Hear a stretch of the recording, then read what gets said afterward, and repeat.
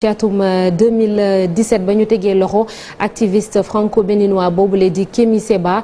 moom nag ab àjjuma la woon police interrogé ko ba noppi bés boobu yóbbu ko ci kanamu procureur bu Ndakaaru loolu mi ngi am ginnaaw ba BCEAO banque centrale déposé benn plainte ndax Kémi Séba daanaka benn semaine ci ginnaaw ci benn manifestation dafa jëloon benn billet junni mu taal ko looloo waral ñu teg ko loxo loolu la ñuy fàttaliku ak yeneen mbir yu xew 25 août ak ay at yu wute andi ci ak Fatou Kiné Dem.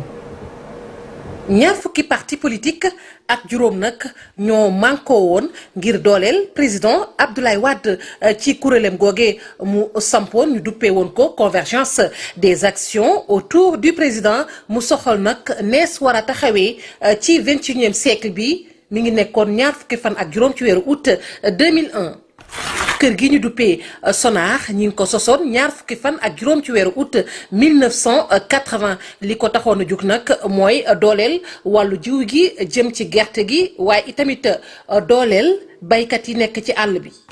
Dilma Rousseff jiite woon réewum Brésil ñaar fukki fan ak juróom ci weeru août atum 2016 ci la ab procès dooroon nag ci kanamu Sénat ba ñu jublu woon ca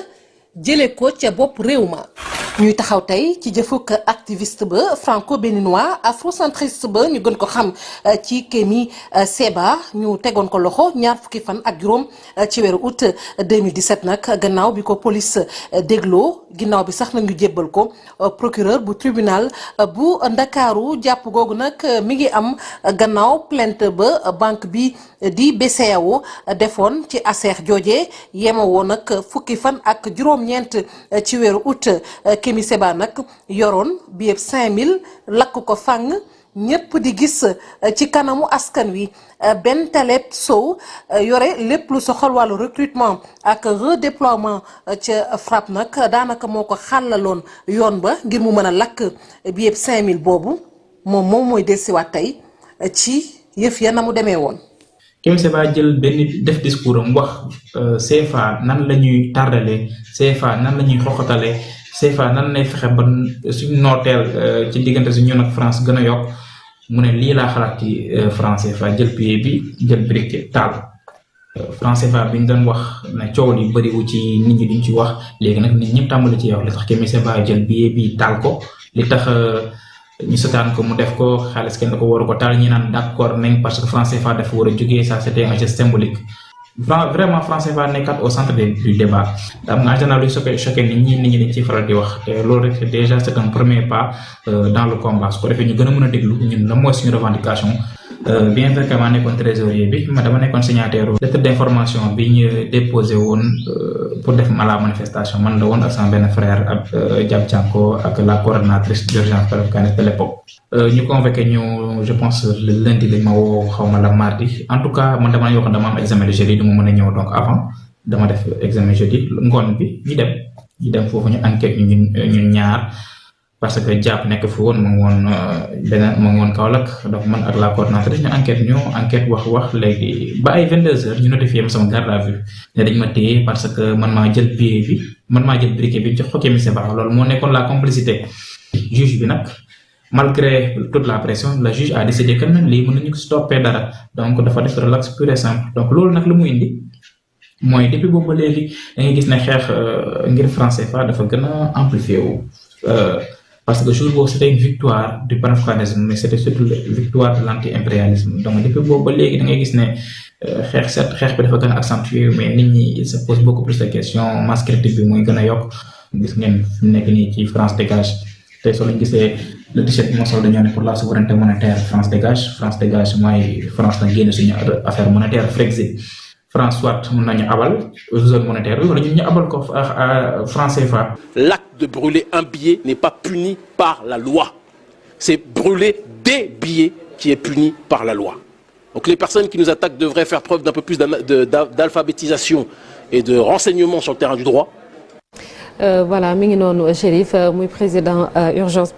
panafricaniste di Kémi Séba daanaka après sax ci ginnaaw si dàqoon nañ ko tam Sénégal te même scénario boobu tam nemmeeku nañ ko ci yeneen dëkk et c'est pour les mêmes combats di xeex néocolonialisme français Fabien en l'occurrence tam. waaw dàq boobu moom du yoon il faut toujours continuer à dénoncer dàq bi ñu dàq Kémi Séba parce que il est toujours déclaré persona non grata au Sénégal. Parce que ñëwoon na fii il y a un an aéroport Blaise Diagne ñu téye ko foofu après ñu expulsé waat ko koo xamante ni déjà dafa nekk citoyen déjà il est africain déjà premier élément baa ngi noonu deuxièmement mu nekk ci zone CEDEAO parce que benn gi nga xam ne dafa la fekk baax CEDEAO bokk ci UEMOA donc circulation des personnes et des biens moom ñëpp ko mën délit moo mën a def bu dee nag def na loo xamante ni yoon daf ko daan mën nañ ko condamné wala nangam mais tere doomu Afrique mu circuler ci benn réewu Afrique ndax position yi nga xamante ni moom la am loolu quand même c'est décevant ci état bu Sénégal comme ni ñu ko fi defee woon benn à l'époque ak ki nga xamante ni quand même mooy Tiken Jah Fakoly donc ci wàllu nag brûler billet bi je pense que c'était un acte symbolique bu mu ci bëggoon a wone parce que franc CFA bi nga xamante ni ñoom jàpp na ni bokk na ci ñàkk suñ souveraineté ci suñ monnaie moom moo taxoon ñu def ko benn naa bu fekkante yoon tere na ko tamit comme ni mu ko waxee moom nag il essaie de jouer sur les monnaies du benn ay lañ tere ay billets lañ ci mën a am moom bon donc je pense que c'était plus symbolique moom moo taxoon li ci gënoon métti tam gisoon nañ ci comme ça ñoom benn taleb ñi nga xamante ni ñu ngi leen doon sonal ci wàllu yoon et cetera te moom ab briquet rek la jël jox ko ki nga xamante ni moom mooy Kémi Séba y avait également ñoom Nogay Babel Sow ñoom ñi tenkoon à l'époque ci li nga xamante ni moom mooy urgence panafricaine tëréwul ba léegi en tout cas muy fii ci Sénégal ak dans beaucoup de pays du rek ñoom ay y a des économistes yoo xam ne tam jàpp na ni franc CFA bi Sénégal war naa mën a tax am ñu àndut ak moom loolu nag moom mooy débat c'est la démocratie ku nekk na exprimer li nga xamante ni moom mooy ce point de vue mais justice mu waroon di ko utiliser ngir quand même di noot ay doomu Afrique et le combat continue Marcel ndax ñu ngi gis ni maa ngi gis ni ci début août bi sax mi ngi doon woote itam beneen rassemblement foofu ca RDC ngir wax ci massacre bi ñu defoon foofu ci Congo maanaam muy xeex yoo xam ne mu ngi koy def bëri na nekkul seulement aspect économique bi. waaw moom kañ quand tu te déclares panafricaniste donc à un moment donné je pense que lépp lu jëm ci continent bi na nga koy défendre à bras le corps donc mais pour en revenir à l'acte de Kémi Séba man de du ma jël junni di ko lakk xanaa daf cee bëri la moo tax. mais comme l'a dit Chérif c'est certainement un acte symbolique. c'était ça c'est ce qu'il a dit d'ailleurs moom nee na xamoon na ne loolu moo ko ci naroon fekk moo tax mu def ko donc après est-ce que les résultats tant escomptés seront obtenus par la suite jamono ji ni mu toll nii je pense que en attendant que les réformes que la lutte s'obtienne d'une autre manière jamono ji faire ce genre de choses ce n'est vraiment pas en tout cas recommandé parce que quand même ce sont des devises yoo xamante ne nit ci soxla den ko même si il parle d'un seul billet ou de plusieurs billets en tout cas c'est une devise boo xamante ne daal moo yor suñu dund donc par rapport à également je pense que liberté dëgg la ñëpp xam nañ ne Sénégal am nañ ko mais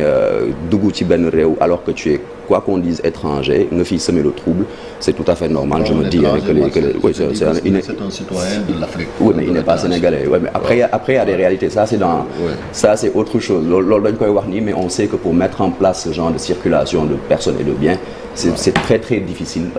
en Afrique xam nañ ko donc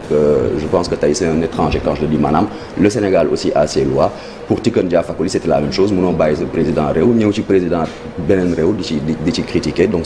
je me dis que c'est tout à fait normal que ñu jël décision bu mel noonu. pour terminer c'est un combat noble bu nga xam ne presque africains yëpp yi nga xam ne ils sont épris de liberté et de justice ñu ngi koy xeex loolu depuis ba Sékou Touré di wax emballe l'impérialisme emballe le néocolonialisme ñoom kii par Marius Sagna et cetera donc li ñu bëgg ñoom mooy tey dafa doy nooteel gi nga xam ne moom la puissance étrangère yi di noot Afrique mu jeex Afrique di décider boppam ci wàllu koom di décider boppam ci wàllu économie di décider boppam ci avenir am donc loolu je pense c'est un combat noble bi nga xam ne moom la lakkoon aussi c'était une stratégie de défense bu nga xam ne moom la gars yi teg mooy li muy wax benn biais parce que l'article 411 du code pénal moom moo bind ni altérer benn ay biais waxul benn biais donc les avocats la subtilité de la défense ñoom ñoo porox ndollu foofu pour wax ni article 411 waxul benn ay billets la wax ci loolu le procureur avait requis 3 mois avec sursis ñu mujj ko bàyyi mais le combat continue l'Afrique doit être libre combat baa ngi continuer ndax ñu ngi gis sax ci page Twitter am bi la dernière fois mi ngi manifester soutien à Daria Dugina muy russe boobu noonu ñu faat ci ab explosion nee na am na ay jamono da daan bind ay texte di leen jàppale ñoom ci seen combat boobule dañuy jàll ci leneen muy xibaar yi ñu tënk ko ak Cheikh Tidiane Diaw.